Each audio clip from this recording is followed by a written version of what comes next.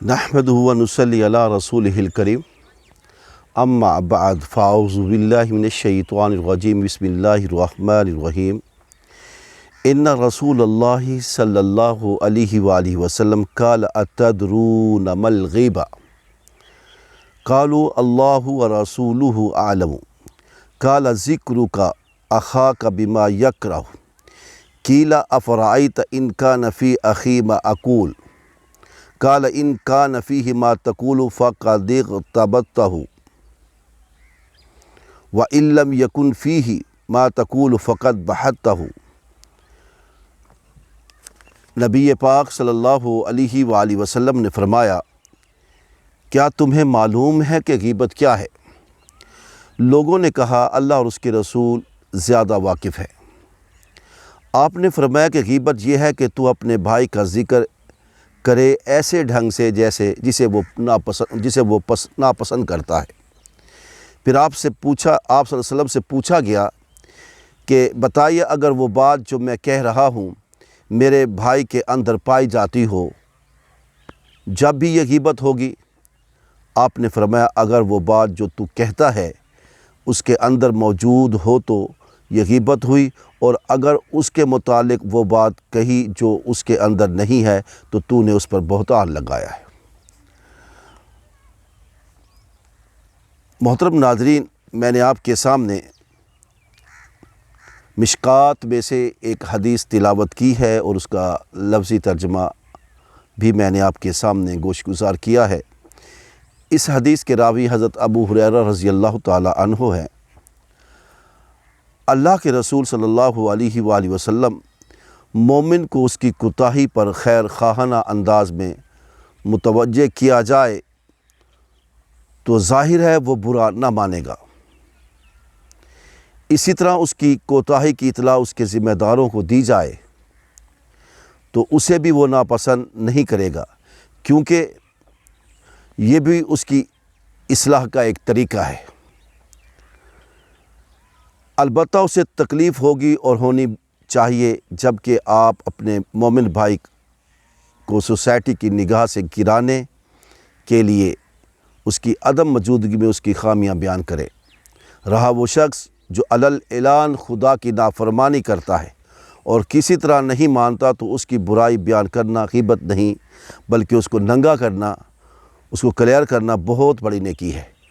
اور حضور صلی اللہ علیہ وسلم نے اس کی ہدایت کی ہے۔ محترم ناظرین، غیبت اللہ کے رسول صلی اللہ علیہ وآلہ وسلم نے فرمایا کہ غیبت اسے کہتے ہیں کہ اگر تو اپنے بھائی کی بات اس کی عدم موجودگی میں سوسائٹی میں، ماحول میں، معاشرے میں، برادری میں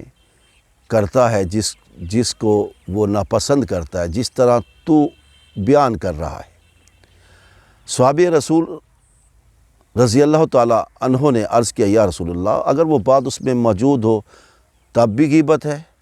تو اللہ کے رسول صلی اللہ علیہ وآلہ وسلم فرمایا یہی تو غیبت ہے کہ تو اس کی عدم موجودگی میں جو اس میں بات پائی جاتی ہے اس طرح کر رہا ہے جس طرح کہ وہ سوسائٹی میں اس کو گرانا مقصود ہو۔ اللہ کے رسول نے مزید فرمایا اگر جو تو بات اس پر کر رہا ہے اگر وہ بات اس میں موجود نہیں ہے تو نے اس پہ بہتان لگایا ہے۔ تو ہمیں چاہیے اپنے معاشرے میں رہتے ہوئے ان باتوں سے گریز کرنا چاہیے جن باتوں سے گریز کرنے کا اللہ کے رسول صلی اللہ علیہ وآلہ وسلم نے حکم دیا ہے۔ اس سے جب ہم کسی کی غیبت کریں گے، جب اسے پتہ چلے گا تو وہ شخص دل ہی دل میں ہمارے خلاف یا بالمشافہ وہ ہم سے عداوت رکھے گا، ہم سے ناراض ہو جائے گا، ہمیں اپنا دوست نہیں سمجھے گا، ہمیشہ گلہ شکوہ رکھے گا کہ اس شخص نے فلاں محفل میں بیٹھ کر میرے بارے میں یہ باتیں کی تھی، اسے ایسا نہیں کرنا چاہیے۔ اگر وہی باتیں ہم اس کے والدین کو بتا دیتے ہیں کہ آپ کے بیٹے میں یہ جرم ہے، یہ قصور ہے، اسے سمجھا لیجئے، یہ آگے جا کر تنگ ہوگا اور آپ بھی تنگ ہوں گے، معاشرے میں روبہ زوال ہو جائے گا یہ شخص جس میں یہ باتیں پائی جاتی ہیں۔ اگر ہم اس انداز سے اس کے پیرنٹس کو، اس کے والدین کو، گرینڈ فادرز کو، اس کی برادری کے بڑوں کو جو اس کے وارث ہیں، مالک ہیں، جن سے اس کا واسطہ اور تعلق ہے، اگر انہیں کہتے ہیں کہ بھائی انہیں سمجھا لے، اس کے اندر یہ غلط باتیں پائی جاتی ہیں۔ اور مثال کے طور پر ایک بچہ سگریٹ پیتا ہے، والدین کو پتہ نہیں ہے، تو ایک شخص دیکھ رہا ہے کہ وہ سگریٹ پی رہا ہے، وہ یہ تو کر سکتا ہے کہ اس کے والدین کے پاس چلا جائے، انہیں بتا دے کہ آپ کو شاید معلوم نہیں، آپ کا بچہ غلط سوسائٹی میں پڑ چکا ہے، سگریٹیں پیتا ہے، غلط باتیں کرتا ہے، تو اس سے کوئی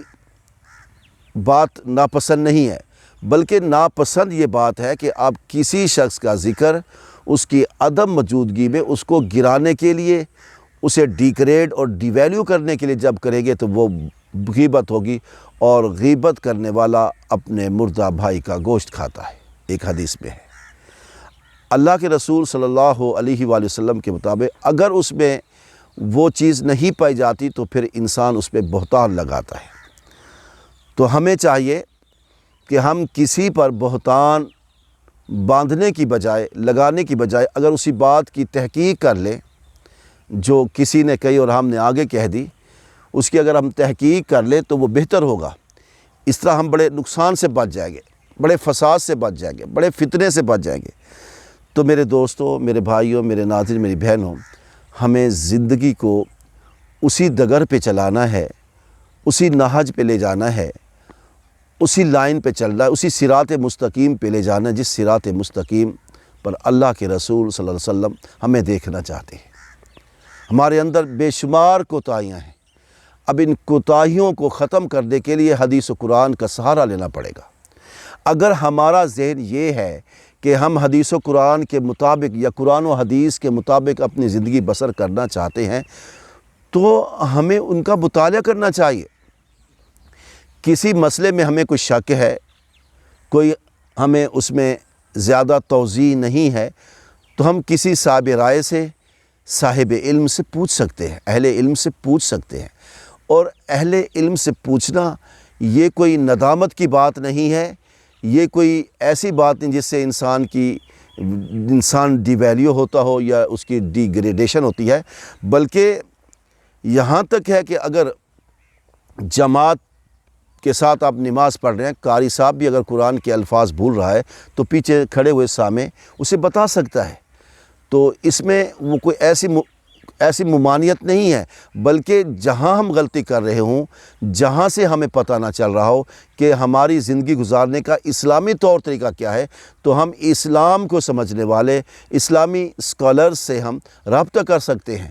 اور ان سے پوچھ سکتے ہیں کہ میری اس معاملے میں میری آپ مدد کیجئے، مجھے بتائیے اور میری رہنمائی کیجئے تاکہ میں عین اسلام کے مطابق اپنی زندگی بسر کر سکوں۔ آج ہمیں یہ معلوم ہوا کہ کسی شخص میں اگر کوئی بات پائی جاتی ہے تو اس کو سوسائٹی میں، معاشرے میں اس طریقے سے نہ پھیلایا جائے جس طریقے سے اس کو وہ جس کے بارے میں ہم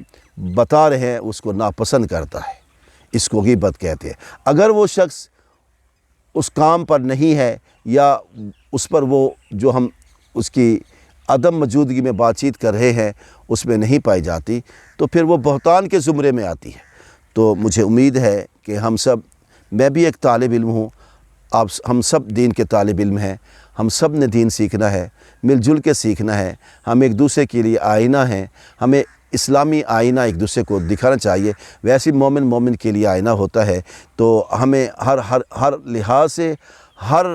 طرف سے، ہر زاویے سے اسلام کی طرف دیکھنا ہے۔